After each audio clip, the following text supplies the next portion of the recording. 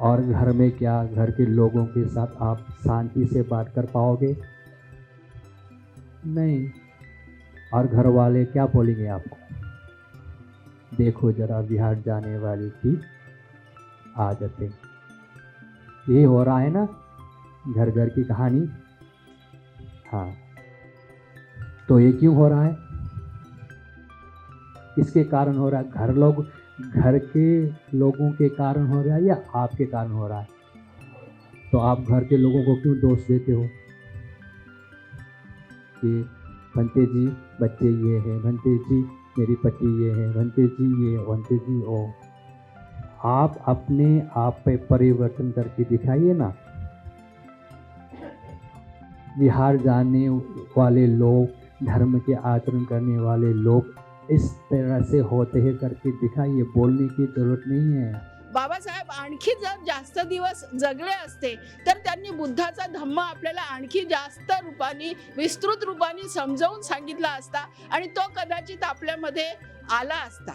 जो आज बुद्धांनी दीक्षा, बुद्ध आपल्या दीक्षाभूमीवर बुद्ध धम्माची आपण दीक्षा घेतल्यानंतरही बुद्धाचा धम्म आपण आचरणात कमी पडतो.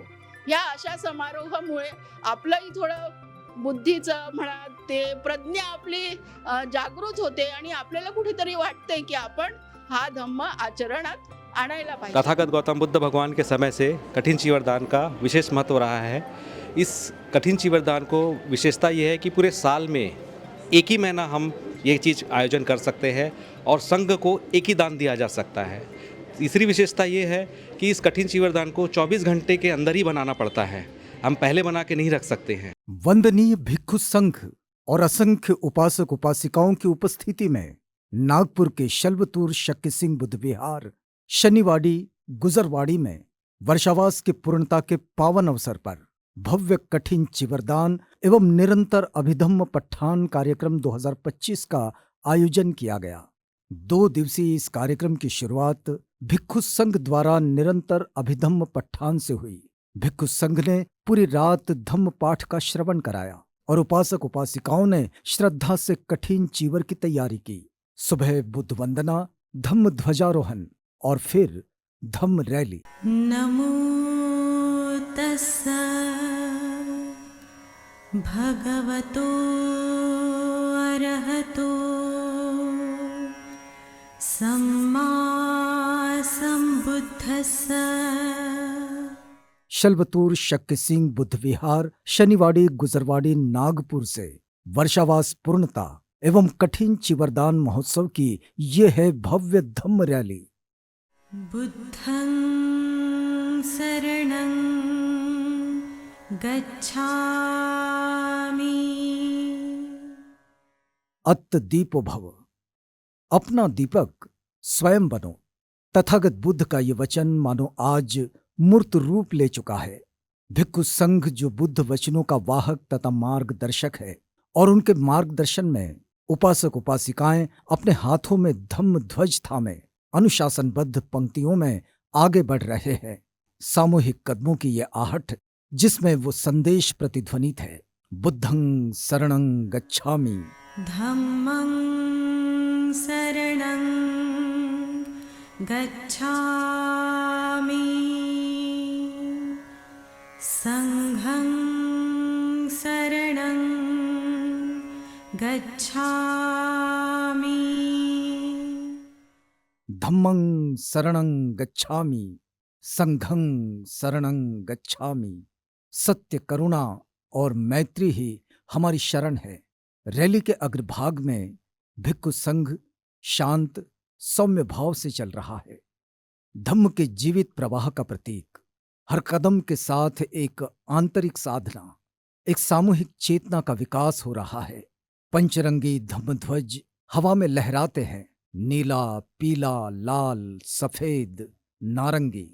पंच रंग, प्रत्येक रंग तथागत बुद्ध के पंच प्रभा का स्मरण कराता है। नीला रंग मैत्री, समता का प्रतीक। पीला त्याग और मध्यम मार्ग का प्रतीक। लाल रंग परिवर्तन, बल और ऊर्जा का प्रतीक। सफेद पवित्रता, शांति का प्रतीक। नारंगी प्रज्ञा, संपूर्णता का प्रतीक। आज ये ध्वज धम्म जीवन का प्रतीक है। संघं शरणं गच्छामि।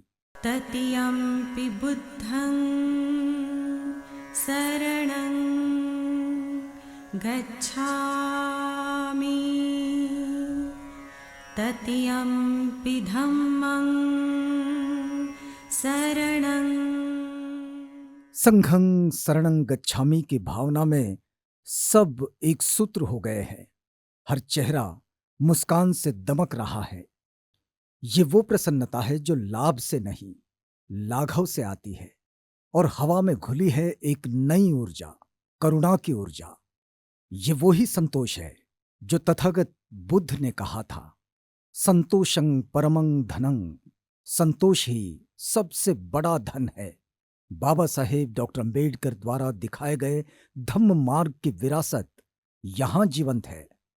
हर व्यक्ति के मन में वही करुणा है जो तथागत बुद्ध ने मित्ता सूत्र में कही, सभी प्राणी सुखी हो, सभी प्राणी भय से मुक्त हो। यह रैली केवल चल नहीं रही, वह समाज के भीतर समानता, मैत्री और करुणा के बीज बो रही है। तथागत बुद्ध की शिक्षाएं आज भी केवल ग्रंथों में नहीं बल्कि जन मन में धड़कती है, चलती है और रैली बनकर समाज में प्रवाहित होती है।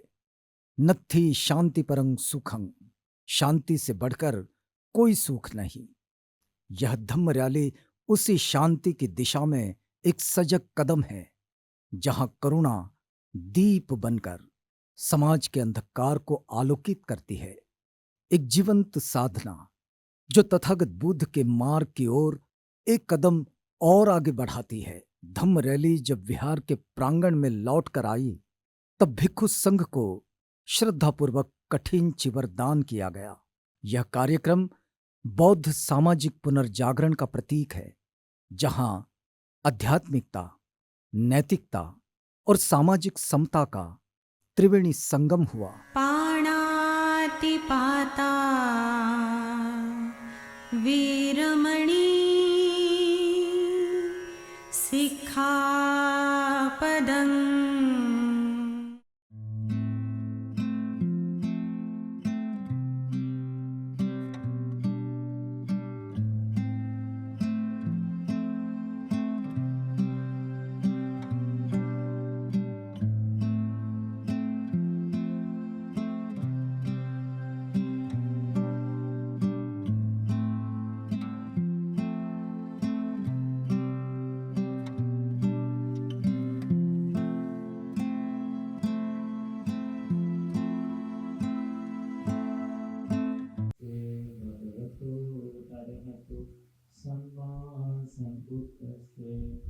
नमो तस्से भगवतो अरहतो सम्मा सम्बुद्धस्से। ये च बुद्धा अतीता ये च बुद्धा अनादिता प्रचुपन्ना च ये बुद्धा अहं वन्दामि सर्वदा। ये च नम्मा अतीता ये च नम्मा अनादिता प्रचुपन्ना च ये नम्मा अहं वन्दामि सर्वदा। ये च सङ्घा अतीता ये च सङ्घा अनादिता प्रचुपन्ना च ये सङ्घा अहं वन्दामि सर्वदा। Katina siwarang bhikkhu sanghasa dema pujima katinang attaritung dutiyampi imang katina siwarang bhikkhu sanghasa dema pujima katinang attaritung tatiyampi imang katina siwarang bhikkhu sanghasa dema pujima katinang attaritum idang me danang idang me puyang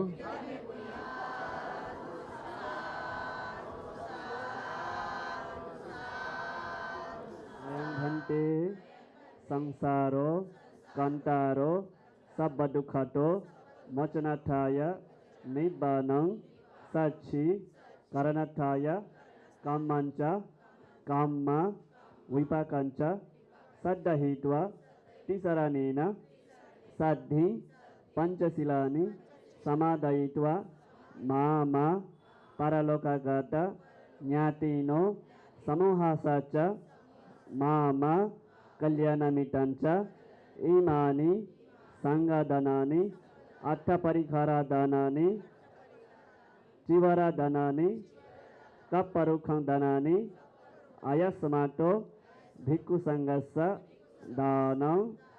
पूज्य भदंत कुंडंग्य थेरो भंती जी जो है इस विहार की विहार अध्यक्ष है। उनकी वर्षवास इसके निमित्त उनको लिए ये आज आपने कठिन चिवरदान रखा है। 12 घंटा की अभिधम्मा पठन भी पाठ किए गए हैं। इस संदर्भ में जो प्रवचन दे रहे हैं वो ब्रह्मादेश से आए हैं, म्यांमार से आए हैं। पूज्य भदंत आचार्य मणिज्योत महाथेरो, कम्माथाना आचार्य, महर्षि कम्माथाना आचार्य, शासना ध्वज धम्माचार्य, महर्षि विपස්සना सेंटर नागपुर की विपස්සना आचार्य है, तो वे प्रवचन देंगे। पूज्य भदंत मणिज्योत महाथेरो, म्यांमार। भगवतो अरहतो धम्मा बुद्धता नमो तथा भगवतो अरहतो धम्मा बुद्धता नमो तथा भगवतो अरहतो धम्मा बुद्धता। ကျင်းပပြုလုပ်ကြတဲ့အတ္တမစက်မဟာပဋ္ဌာန်းရွတ်ဖတ်ပူဇော်ပွဲနဲ့ဘုံကထိန်ပွဲတော်၎င်းပွဲတော်တို့ကျင်းပပြုလုပ်ရတဲ့အခါသမယကျင်းပပြုလုပ်ရတဲ့အကျိုးတရားလေးတွေကိုအနည်းငယ်ဆက်လျင်းပြီးတကလားဦးဇင်းတို့လူရင်းတူရှင်းဟောပြပေးပါမယ် श्रद्धा संपन्न उपासक उपासिका और पूजनीय संघ, ये 12 घंटा जो है महापठना चैंटिंग, नॉन स्टॉप चैंटिंग, और इसके साथ साथ जो है कठिन चिवर की इस संदर्भ में मैं थोड़े संक्षिप्त में इसकी जो महत्वपूर्ण उसकी क्या लाभ होता है इस संदर्भ में मैं चर्चा करना चाहता हूँ। အဲ့တော့ရှေးဥစွာဦးဇင်းတို့ပဋ္ဌာန်းရွတ်ဖတ်ပူဇော်ရခြင်းနဲ့ဆက်လျင်းပြီးတော့အကြောင်းအကျိုးလေးတွေကိုအနည်းငယ်ဟောပြပေးပါမယ်အဲ့တော့ဒီလိုပဋ္ဌာန်းတရားဆိုတာကဘယ်ချိန်ဘယ်ကာလမှာစတင်ဖြစ်ပေါ်လာတယ်လဲဆိုရင်ဦးဇင်းတို့မြတ်စွာဘုရားရှင်ကိုတော်မြတ်မေတော်မိနာတာကိုတဲ့ကျေးဇူးဆက်တဲ့အနေနဲ့တာဝရင်သာနတ်ပြည်မှာဝါရင်သုံးလပတ်လုံးဟောတော်မူခဲ့တဲ့အဘိဓမ္မာဒေသနာတော်တွေကပဋ္ဌာန်းကျမ်းဆိုတဲ့ကျမ်းတစုပါဝင်ခဲ့ပါတယ် ये पठाना महापठाना जो है इसका संदर्भ ऐसा है कि तथागत 7 वर्ष जब वर्षवास हुआ तब वो अपनी माँ तावतीस देवलोक में है, उनको धम्मा सिखाने हेतु उनके प्रति कृतज्ञता के साथ माँ को धम्मा सिखाने के लिए तथागत 3 महीना वर्षवास जो है तावतीस देवलोक में वर्षवास किए हैं और नॉन स्टॉप 3 महीना तक उन्होंने इस अभिधम्म को देवताओं को शिक्षा दिए हैं। उसमें से जो पठाना जो है एक पार्ट है अभिधम्म का, इस संदर्भ में चर्चा करना चाहता हूँ। हेलो वारेंद्रला बालो नबी माहौर मुगेरे हरि बीरमा जम्या देदना रोरी हारे उसेंदो दामा लूरी नाजा युलुशिन दे हरि नदे बेरी दीबो नियमो इम्बदान खेयेंदे दाजा मो भयाजें गुरो म्याजी का नबी का नदा नदमीरी को बे होब्या बेजें छिबारे क्यों तथागत ने तावतीस देवलोक में ही इस महापठाना जो है अभिधम्म शिक्षा देने के लिए उन्होंने निर्णय की, क्योंकि अभिधम्म जो है खूब गंभीर है गंभीर होने की वजह से सामान्य जो है लोग जो है उसको समझ भी नहीं पाएगा, और नॉन स्टॉप अगर उसको सिखाना है तो वो मनुष्य उतना अधिक देरी बैठ भी नहीं सकते हैं। इसलिए ताओतीस देवलोक में देवताओं को ही सिखाऊंगा बोल के तथागत ने इस अभिधम्मा को ताओतीस देवलोक में ही सिखाने के लिए निर्णय लिया था। အဲ့ဒီဒေသနာတော်မြတ်ကိုဦးဇင်းတို့မြတ်စွာဘုရားရှင်ကိုရောမြတ်ကြီးကစွမ်းစာစွမ်းခံခြင်းရောက်တဲ့အခါကာလရောက်တော့တဲ့နိမိတရုပ်ပွားတော်ဖန်ဆင်းထားခဲ့ပြီးတကားလားတရှိထင်ရှားရှိတော်မူတဲ့ကိုရောမြတ်ကလူပြည်မှာဆင်းအဲ့တော့မြောက်ကျောမှာဆုံးခံကြွစန္ဒကုတော်မှာတဲ့နေ့လည်နေခြင်းအနားယူကျင်းဆက်တယ်မူပါတယ် तो तथागत जो है जैसे दिन में 11 बज जाता है तो मनुष्य लोक में आकर के सारीपुत्र भांति जी जो है भारत की पूर्व दिशा उत्तर दिशा के हिमालय में चांडलवुड बागीचा है, वहाँ अपने 500 भिक्षुओं के साथ विहार कर रहे थे। वहाँ आकर के तथागत भिक्षाटन करके भोजन करते थे। उसके बाद वो जो देवलोक में सिखाया जाता है उसको संक्षिप्त में सारीपुत्र भांति जी को वो बताया जाता था। परंतु तथागत ने जब इधर आते हैं मनुष्य लोक में, तथागत ने एक निमित्त रूप वहाँ सृजन करके रख देते हैं। निमित्त रूप बनाकर रखते हैं, वो जैसे भगवान बुद्ध के रूप ही है और निरंतर वो प्रवचन भी दे रहे हैं। तो देवताओं को ये भी मालूम नहीं होता है कि ये भगवान बुद्ध जो है मनुष्य लोक में आके भिक्षाटन करने भोजन करने गए बोल के, परंतु उनके निमित्त रूप जो है निरंतर प्रवचन दे रहे हैं वहाँ। केवल ये गुण तथागत में होता है जो बुद्ध होता है। और ये जो हम लोग अभी हमें जो अभिधम्मा प्राप्त हुआ है, उस अभिधम्मा को सारीपुत्र भांति जी को संक्षिप्त में सिखाया जाता है, और वो एक बार संक्षिप्त भी नहीं है, ज़्यादा लेंदी भी ना हो, उसको मिडल साइज में सारीपुत्र भांति जी अपने 500 अरहंत भिक्षुओं को फिर अभिधम्मा शिक्षा दिया जाते हैं।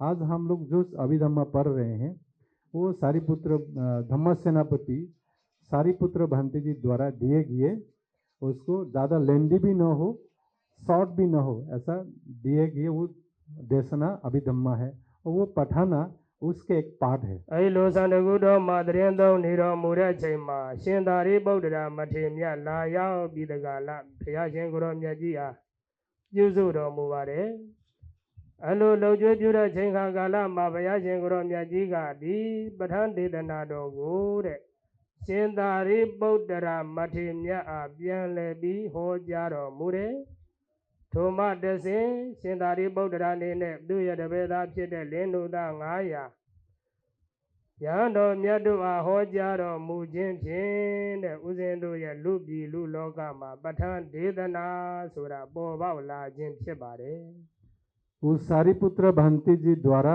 अपने 500 शिष्यों को जब ये अभिधम्मा सिखाया गया है, तभी ये अभिधम्मा पिटक वहाँ से उत्पत्ति हुई है। အဲဒီတော့ခါကျတော့ဥစဉ်တို့ဒီပဋ္ဌာန်းဒေသနာတော်မြတ်ကိုတဲ့ဒီလင်းတို့သား900ကထူးထူးကဲကဲနာကြားခွင့်ရပြီးတော့သူတို့တွေကအဲ့ဒါအာသောဂုံခန်းတဲ့ရဟန္တာရှင်သူမြတ်တွေဖြစ်ရပါတယ်ဒါပဋ္ဌာန်းကျမ်းရဲ့အကျိုးတရားပေါ့ तो ये अभिधम्मा को सुनने के बाद खास करके जब पठाना जब सारीपुत्र भांति जी ने अपने शिष्यों को बताया, तभी उनके 500 शिष्य भिक्षु जो है अरहंत मार्गफल को प्राप्त हुआ। ये पठान जो है सुनने की इसका परिणाम है, उसका फल है कि उनके 500 शिष्य जो है अरहंत मार्गफल को प्राप्त हुई है। အဲ့တော့အဲ့လိုပဋ္ဌာန်းဒေသနာတော်ကြီးရဲ့အကျိုးကျေးဇူးတွေကိုတဲ့ဒီလိုမျိုးနာကြားခွင့်ရတဲ့အတွက်လင်းတို့သား900တို့ကလည်းပဲကိလေသာအာသောဂုံခန်းတဲ့ရဟန္တာဖြစ်တဲ့အထိအကျိုးကျေးဇူးရရှိတယ်လို့တခြားသောတဲ့လူသားမနတ်သားမတို့လည်းပဲနာကြားခွင့်ရမယ်ဆိုရင်ထိုနည်းတူပဲကိလေသာအာသောဂုံခန်းတဲ့အကျိုးတရားတွေရရှိနိုင်တယ်လို့ လောကီအကျိုးစီးပွားများဖြစ်တဲ့အဲ့တော့စီးပွားလက်လာပါတွေဖြစ်ထွန်းခြင်းဘေးရန်ခတ်သိမ်းအန္တရာယ်ခတ်သိမ်းကင်းငြိမ်းခြင်းစတဲ့ကောင်းကျိုးလက်လာပါတွေလည်းရရှိနိုင်တယ်လို့ဒီလိုမျိုးအာယုံပြုပြီးတကလားယနေ့ဦးဇင်းတို့လူပြည်လူလောကမှာသံဃာတော်ရှင်သူမြတ်တွေကတို့သူတော်စင်သူတော်ကောင်းတရားဒဂမအပေါင်းတို့နဲ့ပူးပေါင်းပြီးတကလားပဋ္ဌာန်းပွဲတွေမြိုင်မြိုင်ဆိုင်ဆိုင်ကျင့်ပနေကြတာရှိပါတယ် इसलिए इस परंपरा को हमारी देश में जो है म्यांमार में इसको अभी तक जो हर साल जो है पठान पूजा मीन्स भिक्षु संघ और उपासक उपासिका द्वारा इस पठान को आयोजन किया जाता है, पठान पूजा किया जाता है। पठाना पूजा से क्या लाभ होता है, जो व्यक्ति ध्यान करते हैं, विपස්සना ध्यान करते हैं, समझ सकते हैं, तो अपने गुरु के सानिध्य में बैठ के ध्यान करते हैं उसको तो ये समझ में आ जाएगा सुनने से, जिनको पाली आती है तो उनको मार्ग ज्ञान प्राप्त होगा, जन्म मृत्यु के बंधन से मुक्त तथा निर्वाण प्राप्त करने में सहायक बनेगा इसको सुनने से, ताकि सुनने से जो है आचरण करने में सरल हो जाएगा। दूसरे बात, जो लोग समझ भी नहीं आता है यदि श्रद्धा चित्त से सुनते हैं उसको भी तमाम जो है दृश्य अदृश्य अंतर उपद्रव से सदा रक्षा होता है, लौकिक सुख शांति को प्राप्त होता है। हमारे बीच उपस्थित सभी वरिष्ठ भिक्षु संघ और आज विशेष अतिथि के तौर पे हमारे बीच में हमें लाभान्वित हुए हैं भंते सुमंगल। भंते सुमंगल जो है ये मूलतः नेपाल से है और भंते जी जो है जो विश्वविख्यात धम्मकाया फाउंडेशन है थाईलैंड, वहाँ के वरिष्ठ भिक्षु है और नागपुर में बहुत सालों से धम्म प्रचार के लिए कार्यरत है और बहुत सारे उपासकों को उन्होंने धम्म देशना और उनके जीवन में कैसे परिवर्तन धम्म से आया है, तो आज हम उन्हीं के माध्यम से धम्म देशना सुनना चाहेंगे। और आप सभी के तरफ से मैं भंते जी को विनंती करता हूँ कि भंते जी हमें आप लाभान्वित करें धम्म देशना से। कुंदनी भंते जी ने आप लोगों को थोड़ा सा धम्म बताने के लिए मुझे जो मौका दिए यहाँ पे, इसलिए उनको भी बहुत धन्यवाद और कृतज्ञता व्यक्त करना चाहूँगा। तो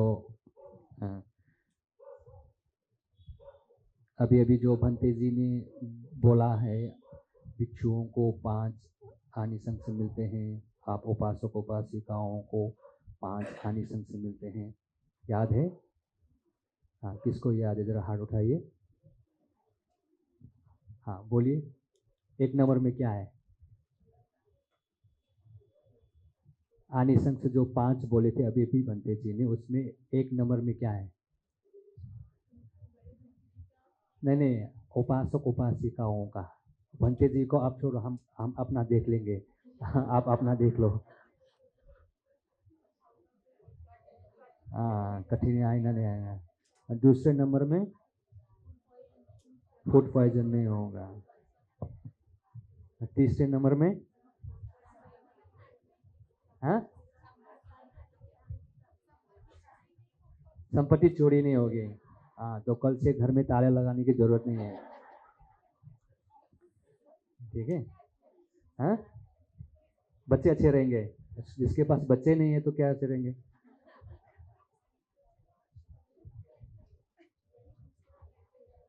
याद है ना?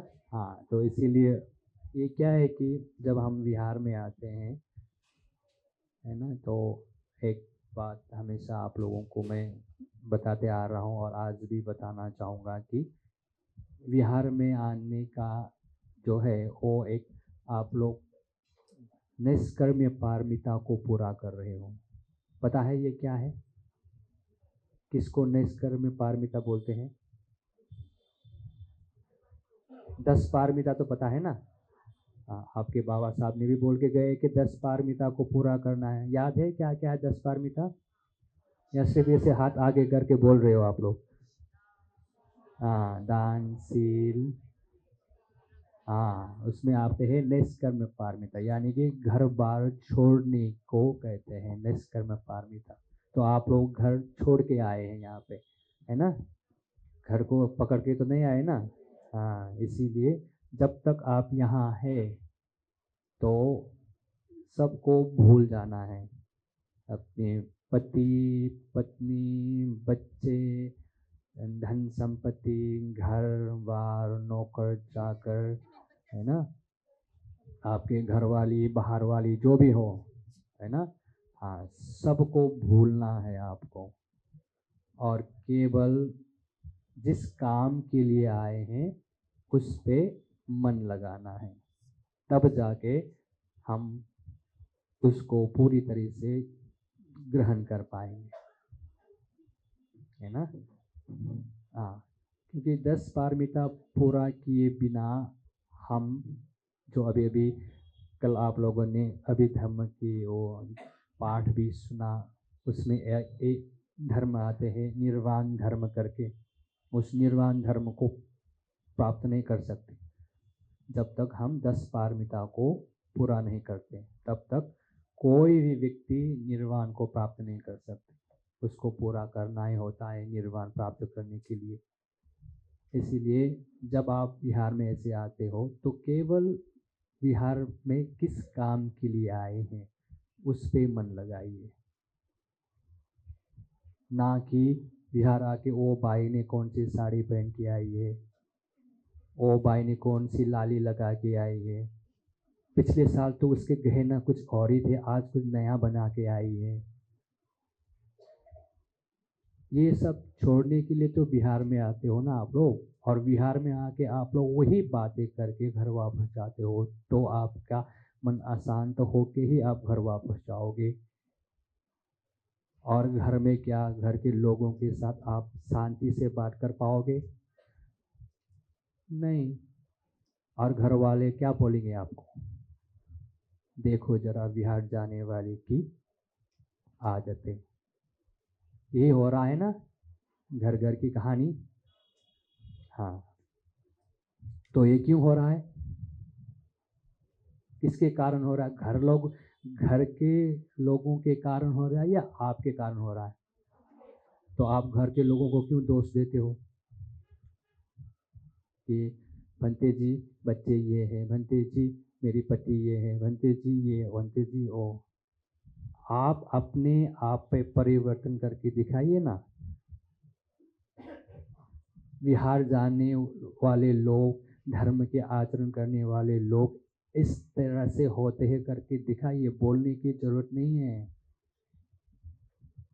आपके देशों में ज़्यादा बोलते हैं इसीलिए ये सब हो रहा है ना। तो बोलने की जरूरत नहीं, आप आचरण से दिखाइए, तो आपकी बहू बेटी बेटा सब देखेंगे, अरे ये आई पहले तो ऐसे नहीं थी, चिड़चिड़ करती थी, डांटती थी, गुस्सा करती थी, ये वो करती। जब से बिहार में जाने लगे थे इसके स्वभाव में परिवर्तन आ गए भाई, अच्छे हो गए हैं, मुस्कुराते हैं, है ना। चेहरे ब्यूटी पार्लर में बिना खींचे बिना भी वो अच्छे दिखते हैं, तो वो भी सोच में पड़ने लगेंगे, अरे बिहार में जाके सब सच में ऐसे होते हैं क्या, तो मैं भी जरा जाके देख लूं। वो आपको उसको बोलना ही नहीं पड़ेगा कि बिहार जाओ, भंते जी को मिलो, ये वो करके जो आप घर में अपने बच्चों को बोल रहे हो या अपने घर के लोगों को बोल रहे हो, आपको बोलना ही नहीं पड़ेगा, आपके मुंह नहीं दुखेंगे, तो वो भी आपके पीछे पीछे आने लगेंगे। ये है धम्म। तो सपिंतियो विवचन्तु संबरोंगो विना सतुमाते भवन्तोऽन्तरायो सुखिन्दीर्घायुको भव अभिवदनशीली शनिचं उद्ध पचायते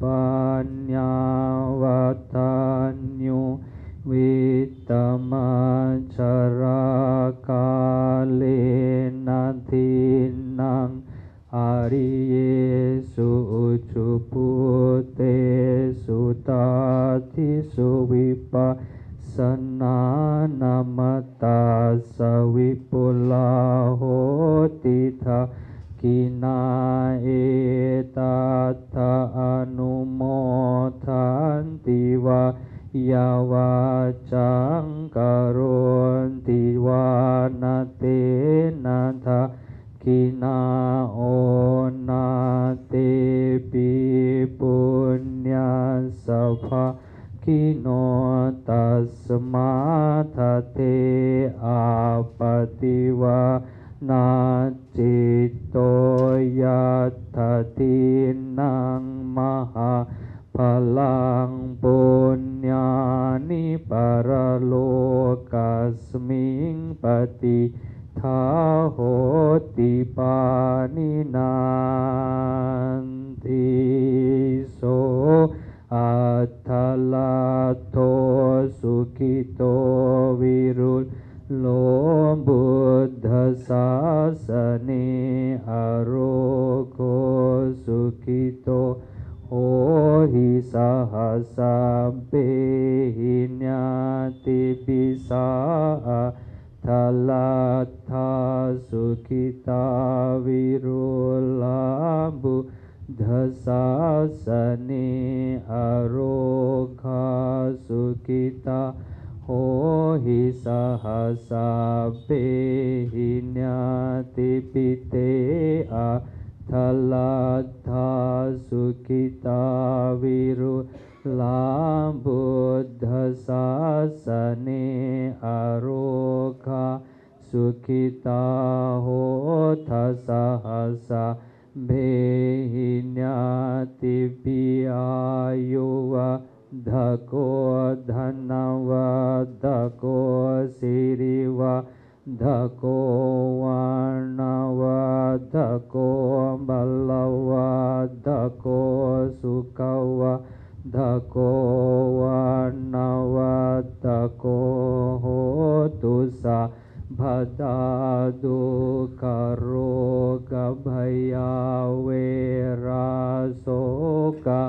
सतुजुपतवा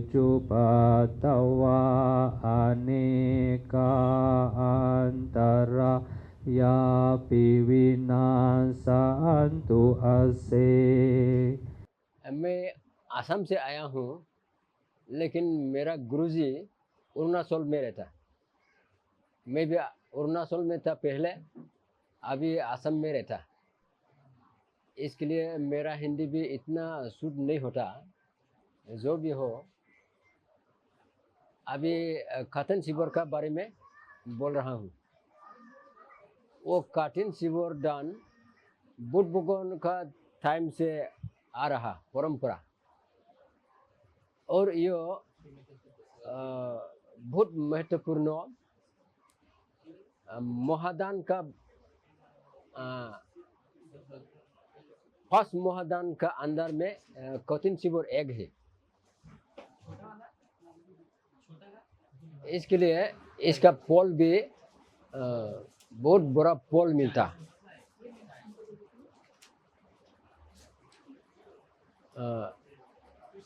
इसको बुद्ध भगवान खुद इसको इस्टेब्लिश किया। हिंदी अच्छा से नहीं आता।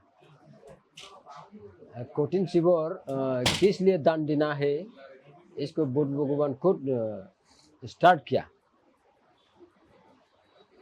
एक समय बुद्ध भगवान को दर्शन करने के लिए 30 भिक्षु लोग आया था। वर्षावास का 3 दिन पहले, लेकिन दुर्भाग्य से वो लोग बुद्ध भगवान तो पहुँचने नहीं पाया। वो लोग आधा रास्ता में रुकना पड़ा। आधा रास्ता में वो लोग 3 महीना वर्षावास के लिए रुकना पड़ा। हो सकता वो जगह में खाने पीने रहने का इतना अच्छा सुविधा नहीं था। तो भी वो लोग उपाय नहीं, उधर में 3 महीना बिताया। बाद में 3 महीना पार होने का साथ साथ वो लोग बुद्ध भगवान को दर्शन करने के लिए आ रहा। उस समय बारिश भी खत्म नहीं हुआ था, बारिश दे रहा। इसके लिए वो लोग को दान देने का आदमी भी कम था होना चाहिए। इसके लिए वो लोग का शिविर पूरा पूर्ण हो गया। कोई थोड़ा फट गया। ऐसा अवस्था में बुद्ध भगवान का पास आ पहुंचा। तो बुद्ध भगवान देखा तो पहले पूछा कहाँ से आया, किस लिए आया, इसको सब पूछ लिया। वो लोग भी सही उत्तर दे दिया बुद्ध भगवान को। बाद में बुद्ध भगवान तो महाकारुणिक है। उनका महाकारुणिक का ज्ञान से वो उपासक उपासिका लोग को बोला वो लोग को शिविर दान देना है। वो लोग इतना उपायहीन हो गया। इसके लिए वो लोग आप लोग जल्दी शिविर तैयार कीजिए। तैयार करने का बाद वो लोग ला के दे दिया। बुद्ध का पास आ गया। बुद्ध बोला इसको मेरे लिए नहीं है, भिक्षु संघों के लिए, भिक्षु संघों के लिए दान दे दिया। और वो कॉटन शिविर इसके लिए बड़ा होता है। वो जो लोग पब्बाजा का मतलब घर संपत्ति और परिवार का सबको त्याग करके धर्म का रास्ता में जा रहा, निर्वाण मिलने के लिए कोशिश कर रहा, ऐसा आदमी को दान दिया जाता है। इसके लिए वो कठिन शिविर बड़ा है। इसके लिए कठिन शिविर दान देने का परिणाम भी बहुत बड़ा होता।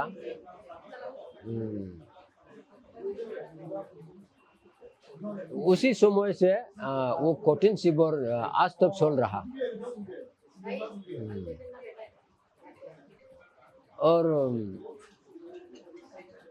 और वो ऐसा बड़ा बड़ा दान है।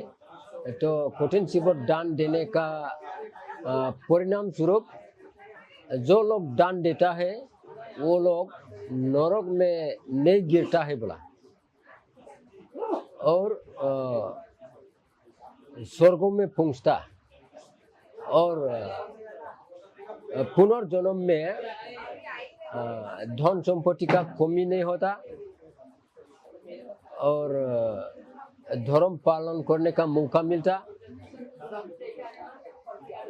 और कोई अमीर बन जाता।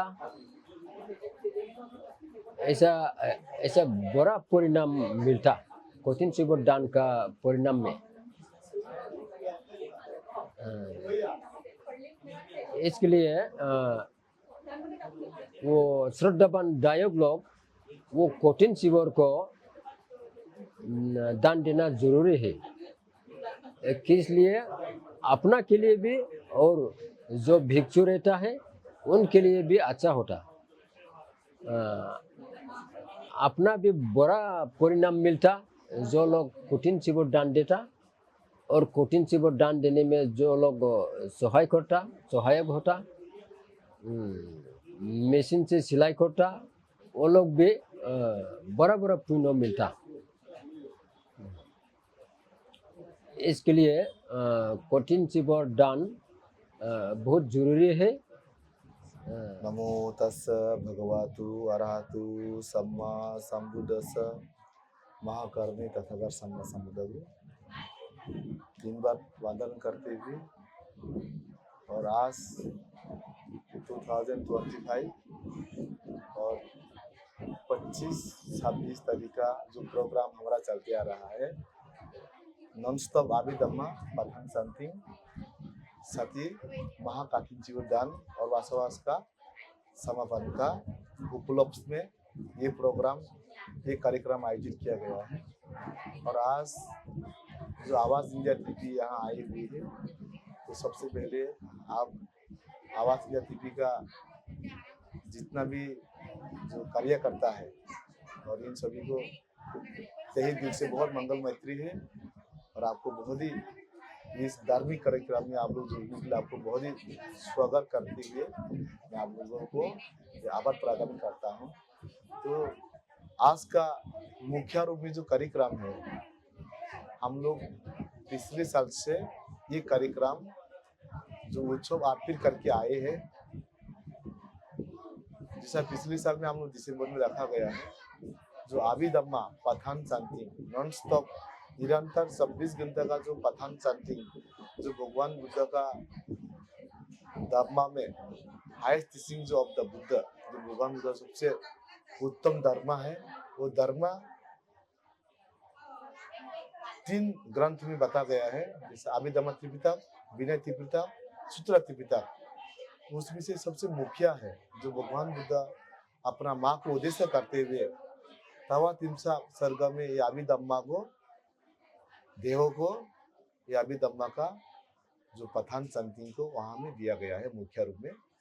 तो इस जो पठान शांति है ये जो सेंट्रल इंडिया में है यहाँ का जो बुद्धिस्ट उपासक और उपासिकाएं है ये बहुत कम लोग इसको जानते हैं। तो ये बहुत कम लोग जानने का कारण से ये हम इतना ये कार्यक्रम का अर्पित नहीं किया जाता है। और हम लोग नोटिस से है परंपरा में जो बुद्धिस्ट को हम लोग थेरावादा बुद्धिज्म को फॉलोअर करके आते करके इनका बारे में हम लोगों को बहुत कम ज्ञान है जो हम लोग इसको परंपरा के तौर पर और नियमित तौर पर हम लोग ये धार्मिक कार्यक्रम हम लोग रखते हैं। और मैं अपना परिचय में ये कहना चाहूँगा कि मैं 10 साल का उम्र से श्रमण बन के मैं भिक्षु जीवन में आज मैं 23 साल मेरा हो रहा है संपूर्ण श्रमण और उपसंपदा जीवन ले करके। और मेरा नाम जो है मैं कोंडान्य हूँ, कोंडान्य थेरो। और मेरा जो मैं जन्मभूमि है मेरा त्रिपुरा से है और मेरा जो भी शिक्षा लिया मैं अरुणाचल से लिए है। तो मैं नॉर्थ ईस्ट से बिलोंग करता हूँ और दोनों स्टेट से मैं बिलोंग करके हम अभी जो कर्म भूमि अभी नागपुर में हम ये सौ उपासिका हम यहाँ कर्म भूमि अपना जो पुण्य कर्म कर रहा है। मैं यहाँ में नागपुर में 5 साल से हूँ और इस स्थान पे ये शनिवारी गुजरवारी करके यहाँ में इमामोरा रूप में इधर दालदा कंपनी का विषय में है। और ये बस दिन का बिल्कुल नज़दीक है ये सेंट्रल इंडिया में। ये महिला मंदिर का तरफ से सावित्री फुलीबाई सर्वत्र सख्य सिंह बुद्ध विहार जो इस स्थान का नाम है ये नाम से ये बुद्ध विहार का यहाँ में पिछले 35 साल से यहाँ में ये स्थित है ये विहार। और ये बहुत कम लोग ये विहार को जानते हैं। तो आज फिर से जो आबिदम्मा पठान शांति पूरी पूर्ण हो करके और कठिन जो चिवरदान है यहाँ में जो कठिन अभी रखा गया है जो कठिन है ये भगवान बुद्ध का कल से ये कठिन चिवर दान करते आ रहा है। और 8 प्रकार का दान में सबसे बड़ा दान जो कठिन को कहा जाता है। और ये जो कठिन चिवर दान है ये बंती जी को उपासक और उपासिकों का द्वारा दिया जाता है। और जो व्यक्ति अगर इस कठिन चिवर दान अर्पित करके जो पुण्य का अर्जित करता है वो उपासक या उपासिकाएं वो जीवन में जब तक जन्मों जो निब्बान को मार्गदर्शन ना दिए बगैर ये कठिन चिवर दान का जो पुण्य है ये खत्म नहीं होता है। और ये कोई भी ऐसा दुष्कर्म ये कठिन चिवर दान पुण्य का जो बल ये पुण्य को ऐसा उसको ये खत्म नहीं कर सकता है। और ये जो भी कोई व्यक्ति अगर अपना जीवन में एक बार जो महाकठिन जीवन दान दे करके पुण्य का अर्जित करते हैं, वो व्यक्ति कभी दुखती भी नहीं जाता है और हमेशा वो स्वर्ग सुगति में जाता है। और एक कठिन जीवन दान का पुण्य का बल से वो मार्गदर्शन करने का सरल रास्ता मार्ग को प्राप्त करते हैं। और बहुत महान है ये कठिन जीवन का बारे में अगर हम बोलने के लिए जाएंगे तो बहुत लंबा होगा। ये सब वीडियो में हम ये आप सभी से जितना भी जो ये भगवान का जो है धर्म है, ये आप लोगों को मार्गदर्शन करने का जो प्रयास किया है। अगर गलती हुआ तो हमें माफ करना है। जो भी मैंने यहाँ में आपको ज्ञान बताने की कोशिश किया, आप लोग इसको समझने का प्रयास कीजिए। और आप सभी को इस चैनल का माध्यम से जो भी हमें देख रहा है और हमको देख रहा है, ये सब वीडियो को आप सभी को मैं मंगल मैत्री देते हुए, आप सभी को शुभकामना करते हुए, हम आप सभी को जितने पुण्य किया, ये कठिन जीवन के पुण्य किया, अभी पठान शांति करके जो भी पुण्य का जो अर्जित किया, इसी पुण्य का बल से आप जो भी इस चैनल का माध्यम से ये आप लोग इसको सुनने का, अभी धम्म को सवरण करने का मौका मिल रहा है। आप सभी को मंगल मैत्री करते हुए आपका जीवन में आपका परिवार के साथ सुख और शांति मंगल रहे, ऐसा कामना करते हुए मैं यहाँ में ये समाप्त करना चाहूँगा। सभी सत्ता सुखिता हंतु, सभी सत्ता सुना, सभी सत्ता सुखिता हंतु। साथ ये जो प्रोग्राम हुआ है कठिन चिवरदान का, जो रात से चला है और जो अभी समापन हुआ है, इसमें भाग लेने के लिए जो हमें अवसर मिला, बंते जी का मैं बहुत बहुत धन्यवाद करती हूँ। नमो बुद्धाय, जय भीम। मेरा नाम रजत चंद्रिकापुरे है।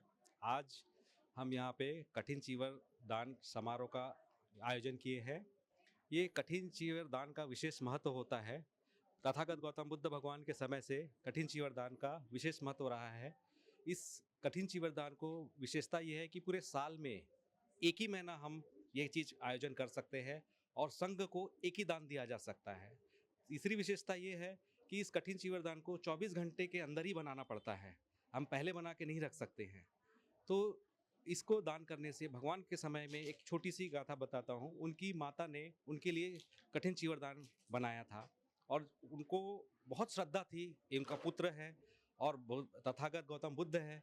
तो उन्होंने तथागत गौतम बुद्ध को वो दान देने के लिए इच्छा जाहिर की और उनको दिया। लेकिन सम्यक संबुद्ध बुद्ध ने कहा कि ये कठिन चीवर दान संघ को आप दान कीजिए, इससे आपको बहुत पुण्य होगा, लाखों पुण्य आप अर्जित कर सकेंगे। सम्यक संबुद्ध बुद्ध को आप दान देने से अच्छा है संघ को दान दीजिए। इसीलिए हर साल हम इस कठिन चीवर दान का आयोजन इस बुद्ध विहार में, शनिवारी गुजरवाडी बुद्ध विहार में आयोजित करते हैं। मी वंदना गोंडाणे ह्या खास कार्यक्रमासाठी दुर्गवरून आले। हा जो पूर्ण कार्यक्रम आहे, माझी मोठी ताई देवीताई भिवगडे हिने हिच्या मनातली मनातली ही इच्छा होती तिला की कठीण चीवरदानाचा समारोह आपण आपल्या पण विहारामध्ये करायला पाहिजे। कारण हे लोक नेहमी विहारांमध्ये, दूरदूरच्या विहारांमध्ये, तवांगला, अरुणाचल प्रदेश, नॉर्थ ईस्ट या सगळीकडे जातात आणि ह्या सगळ्या गोष्टी बघतात। ह्या गोष्टी आपल्याकडे, आपल्या नागपुरात जिथे बाबासाहेबांनी आपल्याला दीक्षा दिली, पण आपण कुठेतरी बुद्धाचा धम्म आचरणामध्ये कमी पडतो। हे जेव्हा आपण बघतो बाहेर, तेव्हा आपल्याला असं वाटते की ही गोष्ट आपल्या पण विहारात किंवा आपल्या पण विहारामध्ये, आपल्या परिसरामध्ये व्हायला पाहिजे आणि ह्याची ओळख आपल्या लोकांना व्हायला पाहिजे। बाबासाहेबांनी जो बुद्धाचा धम्म आपल्याला दिला, तो आपल्याला त्याचा आचरण करायला त्यांनी म्हणजे आधीच आचरणाबद्दल जर त्यांनी आपल्याला जसं शिक्षणाचं महत्त्व दिलं आणि ते आपण अंगीकारलं, बाबासाहेब आणखी जर जास्त दिवस जगले असते तर त्यांनी बुद्धाचा धम्म आपल्याला आणखी जास्त रूपाने, विस्तृत रूपाने समजावून सांगितला असता आणि तो कदाचित आपल्यामध्ये आला असता। जो आज बुद्धांनी बुद्ध आपल्या दीक्षाभूमीवर बुद्ध धम्माची आपण दीक्षा घेतल्यानंतरही बुद्धाचा धम्म आपण आचरणात कमी पडतो। या अशा समारोहामुळे आपलंही थोडं बुद्धीचं म्हणा, ते प्रज्ञा आपली जागृत होते आणि आपल्याला कुठेतरी वाटतंय की आपण हा धम्म आचरणात आणायला पाहिजे। मी देविताई भिवगडे. आज माझ्या विहारामध्ये शाल्वतीर्थ शाकीसिंह विहारामध्ये कठीण चिवरदानाचा कार्यक्रम पार पडलेला आहे आणि तो मी आयोजित केलेला आहे माझ्या परिवाराने. तर ह्या कठीण चिवरदानाच्यासाठी माझा परिवार मला सहकार्य करीत आहे, कारण हा खूप पुण्याचा कार्यक्रम आहे. ह्याच्यामुळे हा पुण्य प्राप्त करण्याचा कार्यक्रम आहे. पुण्य कसं की बुद्धाच्या काळापासनं हे चालत आलेलं आहे की वर्षावास समाप्तीनंतर हे चिवरदान अर्पण करायचं असतं भंतेला. जे निवासी असतात विहारामध्ये 3 महिन्यानंतर हा कार्यक्रम संपन्न करण्यात येत असतो. आणि त्याच्यामुळे मग भंतेंनी ह्याचं महत्त्व सांगितलं होतं. आपल्या धम्माबद्दल, धम्मामध्ये काय काय रूढी परंपरा आहेत, म्हणजे भगवंताने घालून दिलेल्या ज्या काही परंपरा आहेत त्या अविचल आपल्याकडे नाहीच आहेत, भारतामध्ये नाही आहेत. तर हा कार्यक्रम आपण आयोजित केला पाहिजे असं मला वाटलं. आणि याच्यामुळे आमच्या संपूर्ण कुटुंबाला, संपूर्ण देशालाही म्हणा, कारण बुद्धाचाच देश आहे हा, ह्या संपूर्ण देशाला शांती प्राप्त होईल आणि सगळं व्यवस्थित होईल असं मला वाटते. नमो बुद्धाय. जय भीम सर्वांना. मी प्रिया लोहकरे. सम्यक दान पारमिता म्हणून ग्रुप आहे आमचा, तर त्याची मी मेंबर आहे. आज इथे कालपासनं कठीण चिवरदानाचा प्रोग्राम पार पाडलेला आहे. कठीण चिवरदान म्हणजे 4 वर्ष आधी ज्ञानज्योती भंतेजींनी कठीण चिवरदान काय आहे हे आम्हाला सांगितलं होतं. ॲक्च्युली बाहेर देशात हा कठीण चिवरदान पारंपरिक पद्धतीने पूर्ण पार पाडला जातो.